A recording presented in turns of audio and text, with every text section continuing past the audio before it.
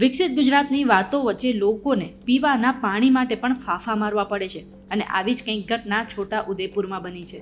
છોટા ઉદેપુરના ક્વાંટા તાલુકાના કનલવા ગામે ઉનાળાની શરૂઆતમાં જ પાણીના પારાયણ સર્જાયા હતા અને પાણીની સમસ્યાથી ગામની મહિલાઓને રઝળપાટ કરવાનો વારો આવ્યો છે.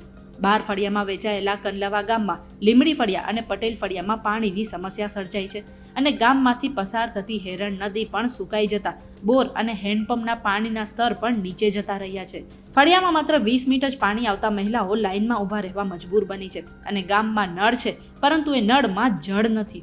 પાણી વગર સ્થાનિકોને હાલાકીનો સામનો કરવો પડી રહ્યો છે અને પાણી જેવી જીવન જરૂરિયાતની વસ્તુ પણ ન મળતા અત્યારે ગ્રામજનો ટેન્કર મગાવવા માટે મજબૂર બની ગયા છે. સ્થાનિકોએ પાણીની માંગ સંતોષવા માટે સરકારને અપીલ કરી છે અને ગામમાં સમયસર પાણી મળી રહે એવી ગ્રામજનોની માંગ પણ છે. ત્યારે આ બાબતે તમે સરકારને શું કહેવા માંગો છો, કમેન્ટ કરીને જરૂરથી જણાવી દેજો.